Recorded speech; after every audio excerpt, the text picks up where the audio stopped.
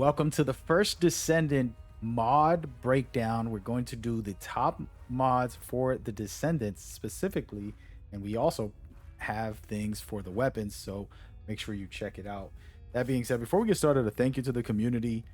Got a giveaway for you guys in the comments. So you leave something there nice for me, and we will be selecting winners to win multiple games. You have Metal Gear Solid, Delta Snake Eater, a remake, and Assassin's Creed Shadows. So check that out and get involved.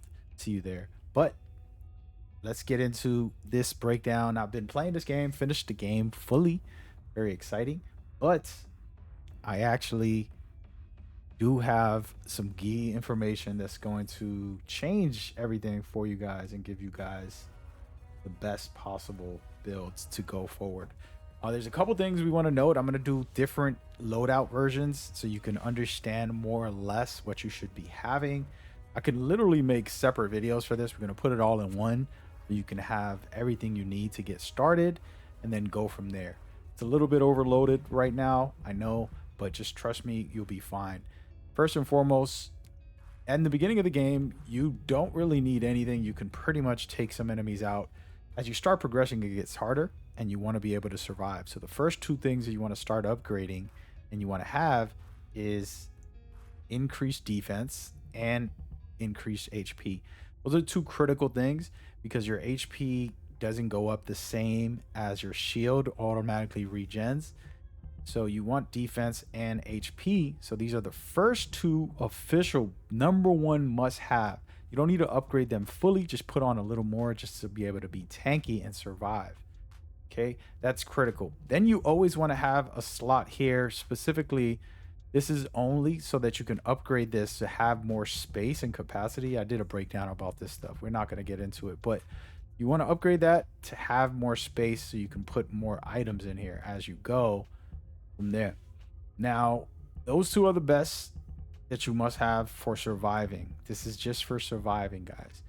And then the rest of this video is going to break down specific things that's going to help you. We're going to start off with tanking, being able to survive better. After those two, there's a little trick you can do when you're fighting the bosses and things like that that's going to help you survive as well, which has to do with this bad boy right here, all attribute resistance, and a specific one, for example, fire resistance or ice resistance. There's all kinds in here, so I can go look for a specific one and put it in depending on what boss I'm fighting. And so you don't want to waste any upgrades on these until you can't beat the boss, and then you go and you regroup, upgrade it a bit, and you'll be able to survive. I upgraded mine halfway to beat Pyromaniac, and then I beat him pretty easily because I had this upgraded and this, and it helped me through. Now, this is the new one that I'm definitely going to be putting up because it does two things. It gives you defense and offense, right? So this is a critical one in my opinion.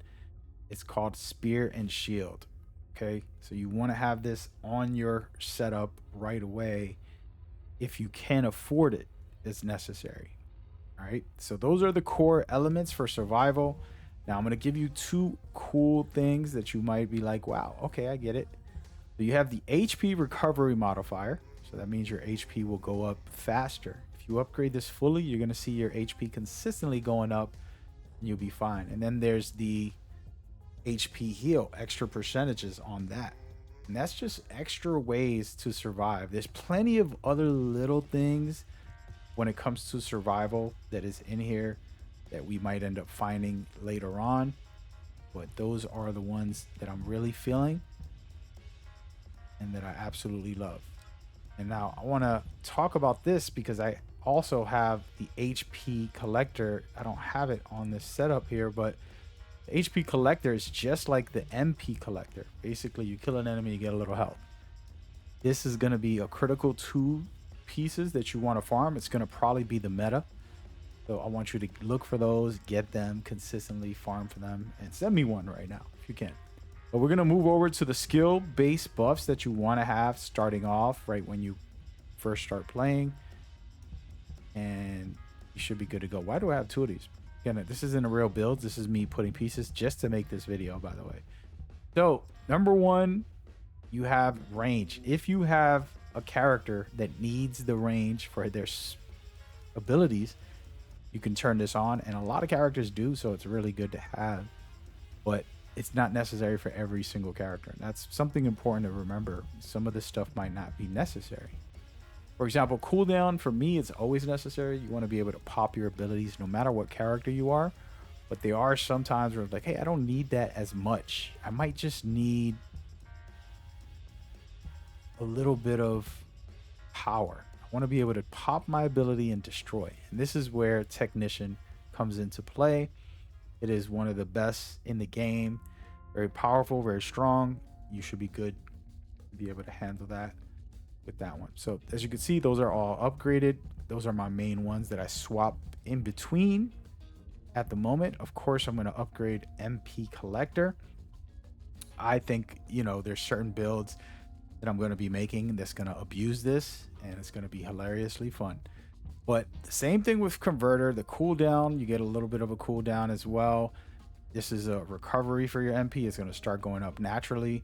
You can use that if that's something you feel you need. The way I play this game is I start testing stuff and I say, oh, my cooldown's taking too long. Let me go and swap out and put on fingers. And so I put fingers on instead of skill cost here for a strong mentality. Okay, those are the key things that you want to do. Pause the game, take pictures, write down in a notepad if you have to, but this is the type of thing. And then you got skill duration. Skill duration to me is so critical for specific ones that you want to survive. For example, Valby here that I'm using, if I put this on, it's specifically so that I can keep the water on the floor and then kill more enemies, right? So same thing with the range. We talked about that, and you're just amplifying what you already have as you go. And those are just some of the greats. Again, to be real, the main one that I'm using is this setup. This is literally my setup, and these don't even belong here. I got 10 points that I can put on anything and put on a better element to be able to be stronger. But I just have it the way I do, just for the fun right now, and just casually trying to enjoy testing her out because I'm still leveling her up a little bit. But yeah, that is the setup, that is the system, and these are the ways to go. Again, defense and HP just to keep yourself alive. And after that, your skills can go up. You can put things to buff you up. And of course, if you have the opportunity watching one of my videos where I break down how to maximize by getting the full potential with these mods here, you should do that, as well as assigning a socket. And those are very key. Okay, that is number one, and that right there, my friends, is the breakdown. I do have a very cool breakdown when it comes to the weapons, and there's a lot of different things you can do with the weapons. There's essential ones, must-haves, and then there's ways to go from there.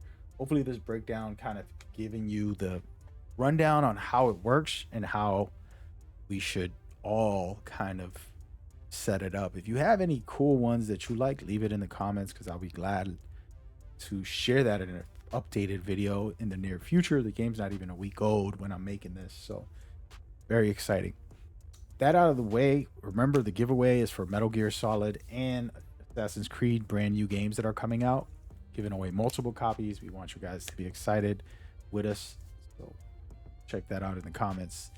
And go ahead and check out this new weapon mod one. It's going to be even more detailed because there's a lot of little information that people don't know about. Should be popping up now. See you there. Peace.